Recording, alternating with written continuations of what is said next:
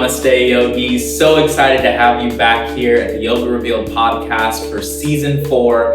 That means we're going to be giving you even more value with this incredible episode that I have today with Shayna Hiller, who's going to be bringing out some of the tools and tactics needed to be able to bring your yoga business to the next level. So many of my friends have been, and I myself have been, a broke yogi. And so when I had the opportunity to interview Shayna, who's been a longtime friend of mine, I really did my best to ask her the questions to really reveal how she got from being also a broke yogi to now being the prolific, abundant yogi that she is, with many businesses and with an incorporation of really taking forth that deep sense of worth, that self-worth, and really transmitting that into the yoga business and creating more value, not only for herself, but for many others. So with this podcast episode, you'll also get an extra freebie at the end. So make sure that you tune in till the end, and also check out the show notes. Check out the description, because we have a special link for yoga revealers to get a great offering from Shayna and her Thrive program that she has. So jump right into this incredible episode with Shayna Hiller, and much love. Enjoy.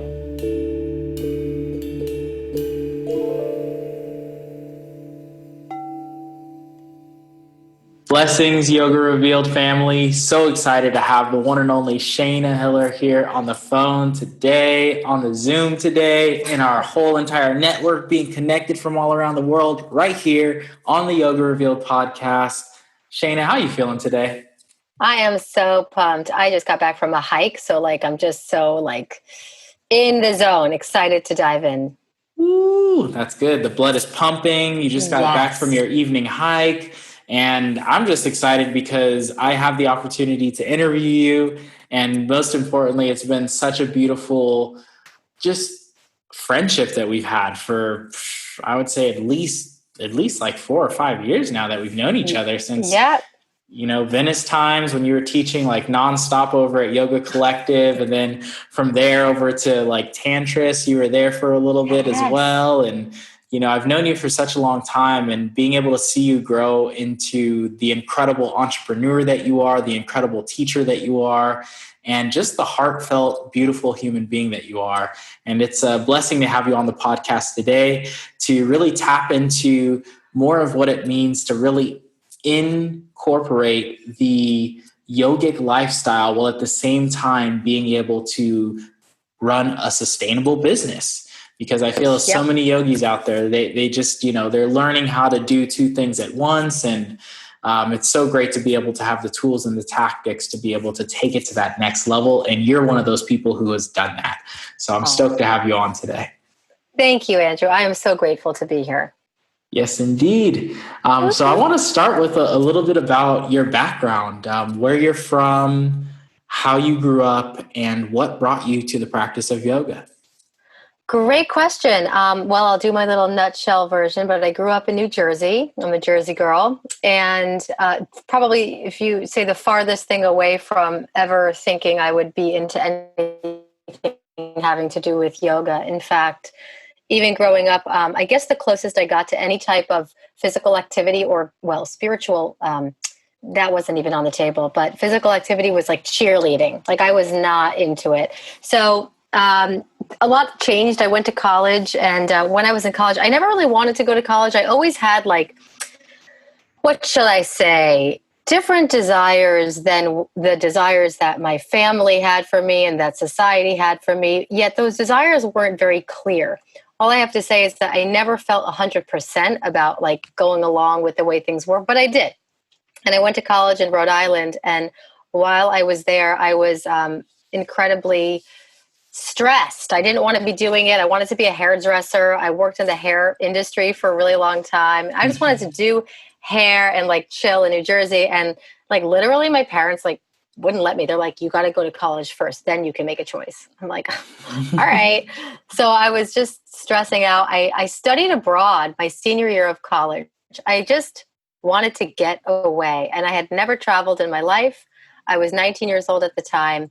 And I went for a semester abroad in Australia. And something happened. I don't know what it was, but actually, I do know what it was. I got into fitness while I was in college. That was the breaking point from my journey of being a fast food loving, like, I don't know how to explain it. Jersey girl to the hilt. Love it. Love and light to all Jersey girls. It's still in me. However, things started evolving once I was in college. I got into like going to the gym and working out. And as that started happening, I guess, well, that's another, maybe that will come in the future question. But what I'll say to wrap that up is went to college, studied abroad in Australia.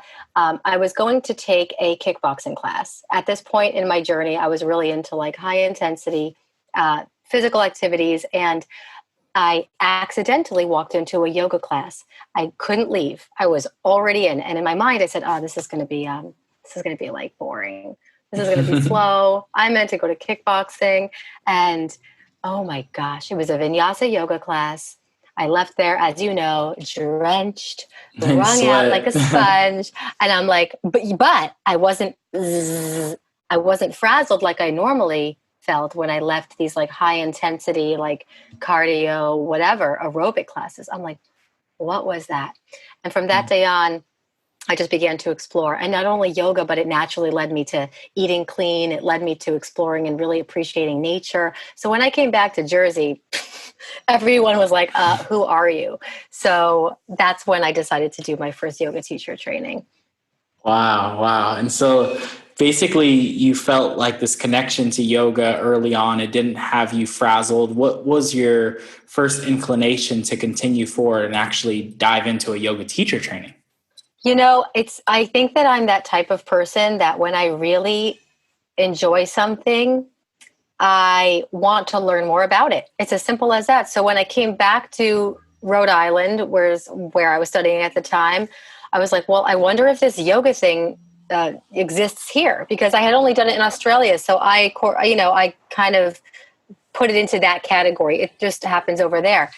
And I found a yoga studio down the street in Rhode Island, and I started taking classes, and my teacher was like magical too. I think it always has to do with like the energy, because it wasn't just yoga. Yes, it was something about the postures, the way they made me feel. And it was also like this teacher who was living yoga. Truly, she was hilarious. She was very deeply well studied in Ashtanga.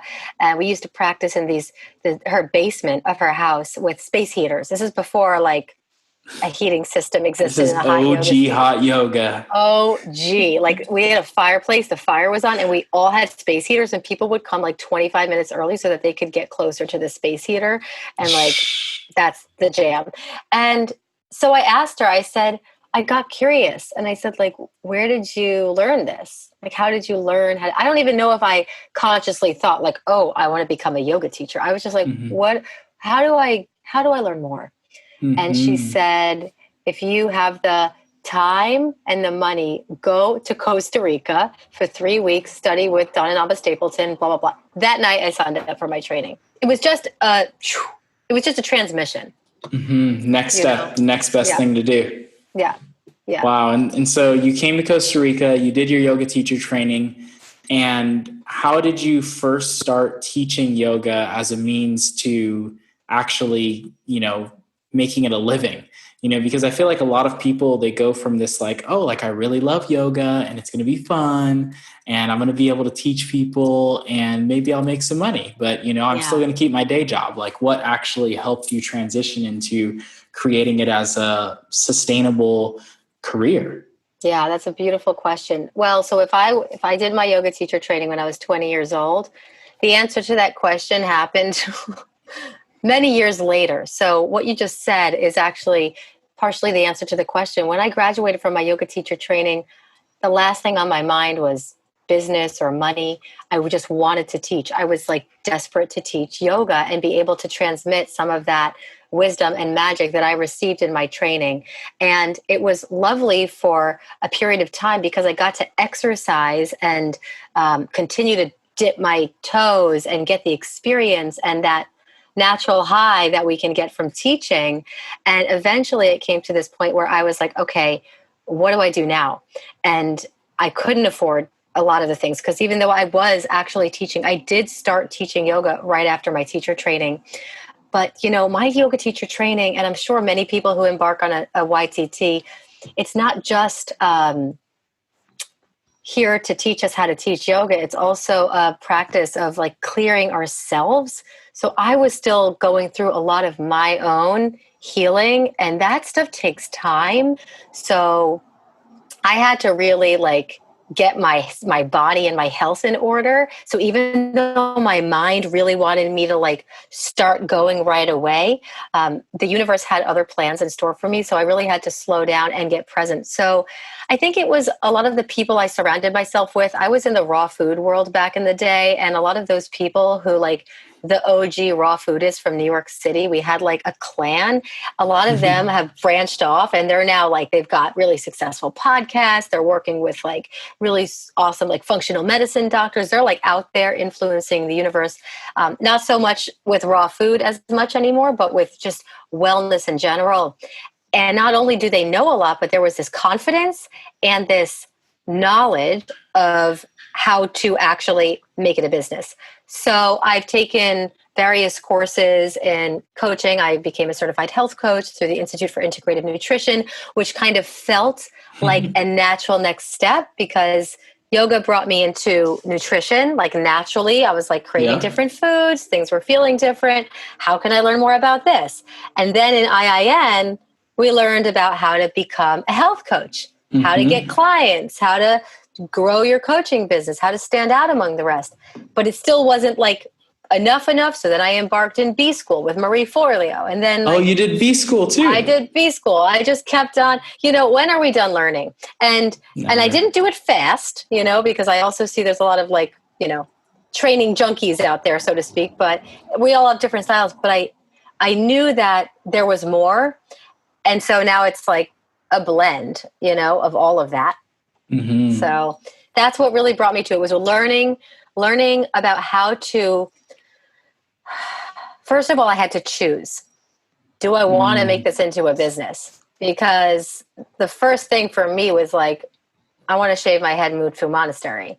Like, not really. That was what you really had a desire to do. I was like, when I was living in Costa Rica after my teacher training, I stayed in Costa Rica. There's snippets of the story I'm taking out. Otherwise, it'll take a year for this podcast. But lived in Costa Rica.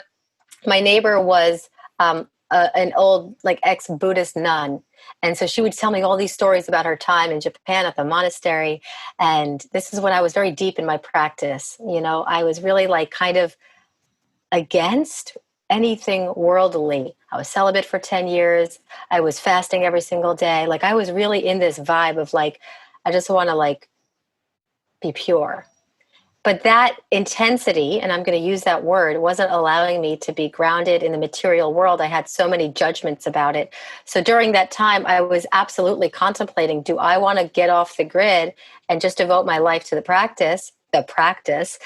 Deep down, I knew that was yet another form of escape, or it would be another form of escape. So as tempting as it was, because I could be alone, I could have my little routine, I could eat the food I want, I could meditate all day, I just intuitively knew that wasn't my dharma, at least right now. So I moved to Los Angeles because I knew there was a lot of yoga, healthy food, all that. From monk at least at the to time Los there Angeles. was.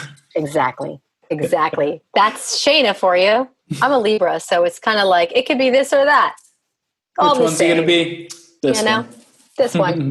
But I tried to make it into my monastery, so I never lost my practice. And when you ask, how did you, figure out how to make it a sustainable business for yourself? There's many answers to that question, but I'd say that my top 3 answers are: 1, I started to embrace money as something sacred. I had a lot of no one's fault, but different types of limiting beliefs based on everything, society, upbringing, everything, and my own interpretations and what I took to be the truth that I needed to kind of work on excavating. So that would be number 1, is I healed that relationship. Number 2 is I made a choice. So as much as it's easy for me to kind of be like, Oh yeah. Like I'll just go with the flow. As human beings, we have this capacity to direct our conscious mind toward a desire. And that's like a beautiful gift that we have as human beings. And it's not about being attached to it or having a particular expectation about it. But yes, I'm healing my relationship with money. I have a desire to serve in a bigger way. I couldn't serve in a huge way when I was keeping myself small in my little hut in the jungle. This is before social media existed. So, it was my own limits that I really needed to get past and decide, do I want to do this? Do I want to step into this role of like growing, serving, or do I want to stay in my little cocoon? And I chose Wow. the former. And so you're saying that, having a deeper relationship with money, like actually like being able to, I guess, accept it as a form of value. What are some of the steps that you took towards really deepening that relationship with money? And for our listeners who are listening right now, who may be having some challenges with money, can you give us 3 steps to really cultivating a deeper relationship that's actually a beneficial relationship with money? Yeah, I think that's beautiful. That's great. 3 steps done. So if I were to give you what I think are the 3 most important steps on healing this relationship is, well, this is funny. This is actually something I saw on TikTok, but I can't bring that here. So the first would be, one thing that I used to do all the time. First is like getting present with it, getting present with your situation. I don't know if that means you've got to open your mail and look at your bills, open your credit card statement, or look into your bank account, or whatever it is figure out, like, get into it, right? Because there's a lot of like theorizing and like, I want more and I know I don't have enough, or there's these ideas. Is like, first and foremost, get present with the situation at hand. It's like grounding, right? Mm-hmm. See if, especially if you're a meditator or you're into yoga, right? See if there's a way. This is kind of like the first step mixed with the second step, and I'll give you a little bit more of a practical way that the second step can express itself. But see if there's a way, once you get present with what is, whether it's creating a Google spreadsheet, here is, how much money I have in XYZ account. Here's what I need on a monthly basis in order to like survive and to get the things I want. Whatever it is, like, again, very pragmatic, literal. Is there a way to be with what is without judgment? That is not easy, maybe.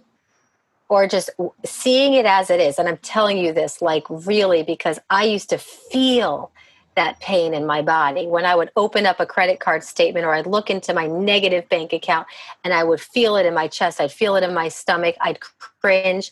And this anxiety would paralyze me to the extent that if you truly desire to create an abundant life, the true abundance stems from peace of mind first. So we cannot build on shaky ground. So can I just get present with what is? Because first of all, you may even realize, oh, maybe things are a little bit better than I thought. Or, okay, deep breath, right? So that's the first step, is it is what it is. It's kind of like you're laying the foundation, the ground, so that new things can grow. The second is, well, for me, the example I was going to give was, because it was such a strong reaction I would have to looking at whatever my accounts were, this and that, a lot of these preconceived judgments, I started to open it up and practice that as my meditation. I would open it up, do some deep breathing, like offer some gratitude for what I do have. I know that's like, again, it sounds good. Try it. Try to really look at those numbers and be grateful for what you do have, even if it's a negative number, right? That's really important. So I started to choose to get excited about what is, if that makes sense, or choose to accept what is, and choose to initiate a relationship that was a little bit more gentle. Because if I want to like take ownership of my life or create a life of abundance, I have to, there needs to be a a fluid relationship right Mm-hmm. there. And the third I'd say is being okay with like moving money. So I'm just going to say, like, I used to hoard. I was so fearful of losing money or not having enough that, Mm-hmm. and I didn't trust.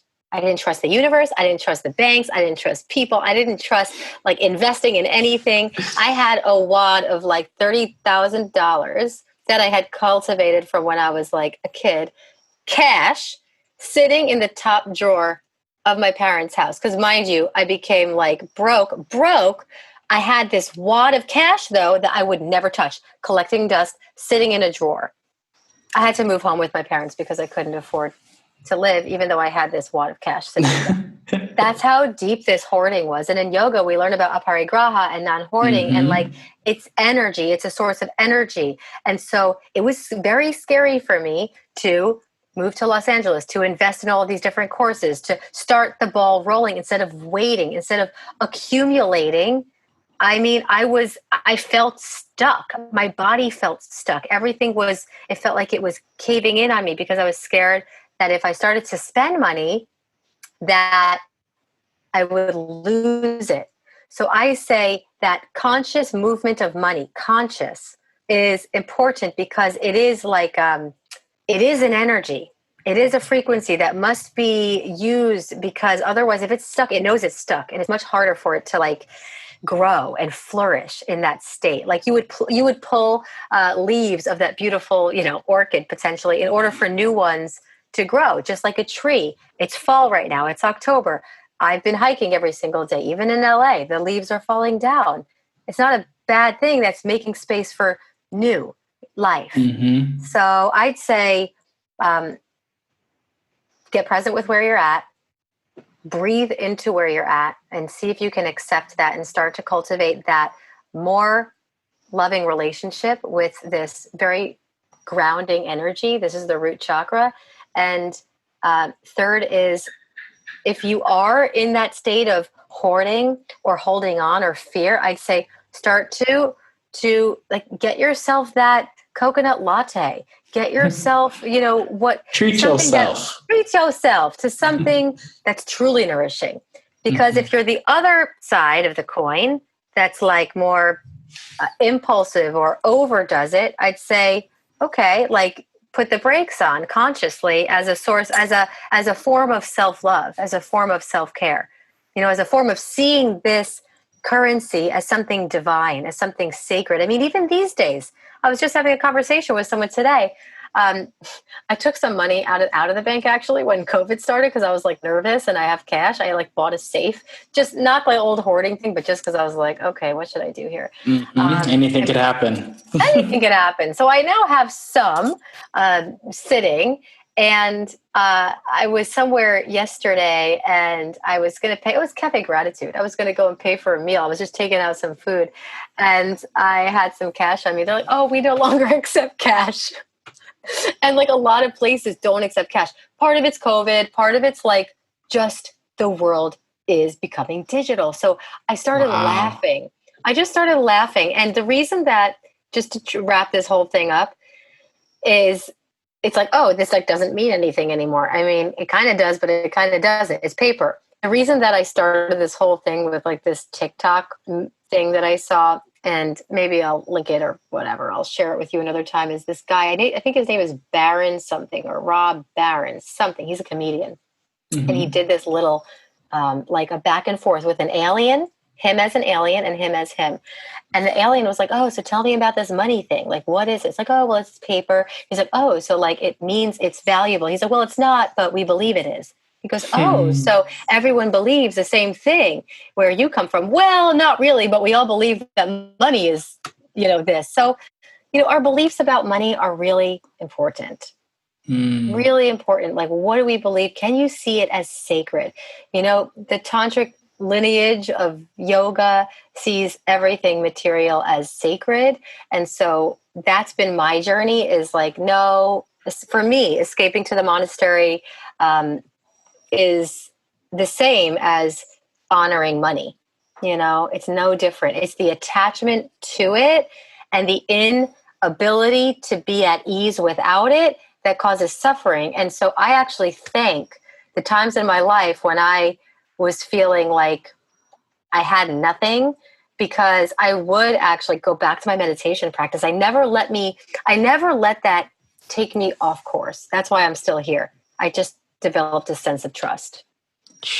That's the key. Trust, I feel, when we start to trust, then that's when the magic of the world starts to open up to us. Totally. And I totally agree with you there. And I think that, one thing that I've really recognized in your path as well is how much you've taken what you've learned and actually put it together to be able to help others thrive. And I wanted to speak a little bit more on, your training with Marie Forleo. What is some of the things that you learned there and how you've now incorporated that into what you're currently offering to yoga teachers? Yeah, so I created an online course called Thrive, and it's geared toward yoga teachers to help them really step into their power in a way that I think many yoga teachers, there is this burning desire when we graduate our yoga teacher training, like, oh, like, wow, like a real glimpse into what's possible, not only on a spiritual level, but how can we combine the spiritual with the material? Because for me, again, there was this big discord. So I created this course to help yoga teachers, aspiring yoga teachers, people who have been teaching for a decade or more, to figure out how to find their strong suits, how to basically choose to grow in a way that does not take them away from their truth, from their practice. Because I will say that I've taken a couple other courses that were very overwhelming to me because they were so far into like the business side of things that I was like, wait a second, like that stresses me out. And I know that many yoga teachers, especially nowadays, are struggling. Some are thriving with the online thing, but many are struggling, and they have been, and they may not have realized it, because teaching 3 classes a day, 6 or 7 days a week, and if you're relying on that, what if that studio closes? What if you don't have that external source of income anymore? So I'm teaching yoga teachers how to really think outside of the box and create a system for themselves. It's kind of like, I've been running retreats, leading teacher trainings, teaching group classes, privates, corporate. No one teaches you how to do that. How do you send a proposal? What do you need a waiver for? How do you figure out how much to charge on a yoga retreat? So I created this course to give everybody the practical steps, the how-to, the very pragmatic business side of things, and the more empowerment and coaching side and stepping into your power, manifesting, trusting the universe, like the science of it all, mixed with the more practical approach to building a business geared to the yoga profession. Because there's a lot of wellness courses out there, but we need something for us. Yeah, for the yogis. I'm so grateful that you created it. And, with the interview that we had, it was so incredible to be able to share my story and to share, more about how I came to be prolific in this yoga industry. And also, I think that, really it comes down to that deep sense of authenticity. And for me, I feel like that's kind of why I built out the Yoga Revealed podcast, because I wanted to really bring on people who are authentic in their offerings, authentic in their being, and authentic in their dedication to practice. And I think that those 3 things are really what help to cultivate your uniqueness in this yoga industry. And so often we forget that it's the uniqueness of our own individual shine that attracts others to really be in alignment with what we're offering. Yeah. And so I wanted to ask you, what are a few steps that you could just give to our yogis who are listening right now to help them find a deeper sense of authenticity in what they're sharing that aligns with being able to find more prolific abundance in their yoga teaching? Oh, that's such a profound question and so beautiful. And that's the word authenticity and integrity and truth are like my language. This is all we are, speaking with. I'd say to maintain it is, I'd say trust yourself. Now people will say, well, how do I trust myself? I never like starting something with saying don't do, but what I really want to say is don't only do something because you think you should do it, because you see other people doing it, especially if it doesn't feel right. I'm not saying that sometimes there's not challenges that present themselves on the path of growing and learning, but make sure that you feel at least some sense of joy and desire to do what you are doing. If you are trying to be like someone else or comparing yourself to someone else, that's just number one, is wipe that away. Now, you may say, well, what else do I have to go by? Like, there's so many people out there that maybe I feel inspired sometimes. And I say, yes, there's a fine line between comparison, because that also, no matter what, includes self-judgment, or inspiration. And my teachers were very big on this. My first yoga teachers were very big on don't compare yourself to anyone else in the room, but do look around. Do look at everyone around you. Look on social media if you want and see what resonates, see what inspires you, because there's a good chance that if you can shift from comparison to inspiration, I always say inspiration means that it's already inside of you. That which inspires you is already inside of you. So think of it as like an ignition of sorts. Oh, wow. Like, it's not because you have to be like them, but maybe there's something about their confidence or the way in which they present themselves that it's like, you've got that. You've got that unique spark too. Start putting yourself out there. That's number 2. So first is don't compare yourself.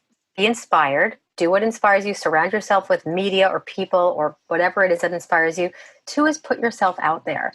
Like, is try it out. Even if you're not sure, do an Instagram live. Like, I'd say have I probably never even share this. Have a topic in mind and don't plan too much about what you're going to talk about, and just riff for a while.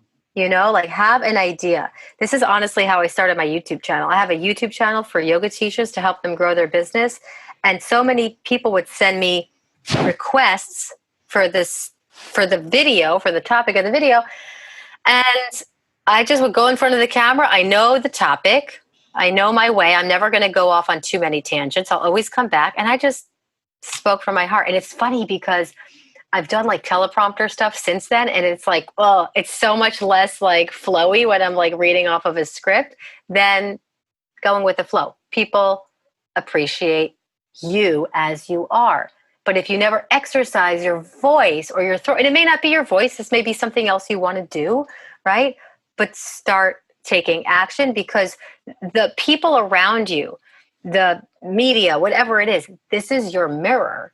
So you won't know how it's landing until you really start to activate that and take action. Then you get the feedback. So be inspired, take action, put yourself out there, and trust your intuition. Trust your intuition, like that is it. And the mind can say, oh, that's crazy, or that's impossible, or I can't, I don't know how. Trust it. Definitely. Trust your intuition, because it can lead you places. Just trust itself. Trust is an interesting one to teach how to trust. It's a complete letting go of all resistance to these unexplainable phenomena, subtle energies. And I say, if you don't keep a journal already, keep a journal, write in a journal, meditate, stay in your practice, no matter what. Because no matter what, if you are truly in your practice, everything that you do and say is going to inspire people. Yeah, because it's coming from source. You're aligning to that channel. That's and I feel like when you're aligned to that channel, that's when the real shine comes through. You don't have to try so hard. You don't even try. You're just being. You don't even try. Exactly. So, well, that's I hope beautiful, that can Shayna. land. I really hope that lands for the listeners. Definitely. It's so subtle. Yeah. And I just wanted to ask you, what is your definition of yoga? My definition of yoga, the first thing that comes up for me right now, maybe it's because we were just talking about it, is truth. It's truth and alignment. And I say truth and alignment in all senses of the word. We align our bodies, we align our minds, we align our souls. an alignment with not just what my desire is, but with what the desire of existence is for me. A feeling of, I use the word flow, but like kind of losing yourself in a way that you're completely absorbed in what you're doing. So, truth, being honest with yourself, being honest with others, and an alignment. Sometimes it's an undescribable feeling that you know when you know. That's the beauty of life. You know when you know, but you don't even really need to know how you know. You just accept it as it is. And that is definitely yoga. I love that truth. And with that being said, that's the truth of all truths. Exactly. I just wanted to finish this up with you gifting our audience with one golden nugget, one thing that they can really utilize on their path to help them keep through when maybe they've lost their way. Gosh, one golden nugget. I'd say don't be afraid to ask for support. Don't be afraid to ask for support. And when I say ask for support, you can be asking a friend, you can be asking a teacher, you can be asking a family member, or you can be asking the universe. I know that sounds whatever it is, through meditation or prayer or ritual. But I know that for myself, in the beginning of my journey, I thought I had to do everything on my own, especially because I'm me. It's my business or my yoga or whatever it is. It's not. Everything's connected. And so if you're open to receive, if you're really in that state of making not even a question, like a request, if you feel like you need support or help with anything and you're open to receive it, it will come in. It will come in. So I say, don't be afraid to ask for help. You may be surprised how many sources of support flow into your reality effortlessly. So I'd say ask questions, ask for help if you need it, and be open to receive. Get ready. I love that. And I am so stoked for all the awesome Yoga Revealed family who is listening to this, because you guys are now open to receive this awesome offer that I have from Shayna. We're going to be hooking you guys up with a very special offer. You can check it out at yogarevealed.com. And I'm going to be sending out an email to our email list as well that's going to give you a special offer with Thrive, allowing you to tap into the incredible knowledge that Shayna has cultivated as a means to help yogis really uplift their profession, uplift their business savvy, and most importantly, uplift their pocketbook so that we can all continue to thrive. Yeah. Because essentially, it's like we have to really have a deeper relationship with how we're using value, how we're exchanging value, and most importantly, how we're sharing value with those who we love and wish to see thrive as well. Exactly. So after having the opportunity to go through the program with Shayna, I've been really excited about sharing it with each and every one of you. And we're going to be coming together to make a lot more magic for you all, to really help empower the yoga community. Because right now, more than ever, it's very important for us to come together to uplift each other during this pandemic that we're going through, during this really, really sad epidemic where not just people who are getting sick, but people who are losing the livelihood of their jobs, their careers, their passions. And we want to reinvigorate that passion so that you feel confident having all the tools that you need to go out there and help people in the wellness industry, because the wellness industry is one of the few industries that's actually growing during the pandemic. Right now. So you guys to have all the tools and all the tactics to be able to really be on that rise as well. Because, the wave is here. You just got to learn how to ride the wave. That's it. Surfing our way through. Yeah. Thank you. Thank you so much, Andrew. I really appreciate that you brought up the current climate as well, because as you mentioned, self-care, wellness is like the one thing that right now is just growing. And it's, our duty to keep that going for others, for yoga teachers, to remind them that right now is the time to step into the light. That's the truth. And with that being said, Shayna, I wanted to leave our Yoga Revealed family with a little bit more info as to where they can find you, anything in particular that you're really excited in sharing to this community of incredible yogis all around the world. Well, you can find me on Instagram, of course, at Shayna Hiller, my name, and ShaynaHiller.com. And if you want to check out my YouTube channel, Build Your Personal Yoga Business. And if you keep following Andrew too, I'm sure you'll see more as we continue to grow and create more magic together. Well, blessings, and thank you so much for your time today. Thank you. It's a blessing to have you here and a blessing to see your shine. Continue to uplift this world, and may we all continue to thrive. Blessings. Namaste. Namaste. Thank you so much for watching this episode of the Yoga Revealed podcast. Yoga Revealers, we truly appreciate each and every one of you. Leave us a review, remember to subscribe, and most importantly, remember to share this episode with people who you feel would really appreciate the knowledge and wisdom that was shared by Shayna Hiller.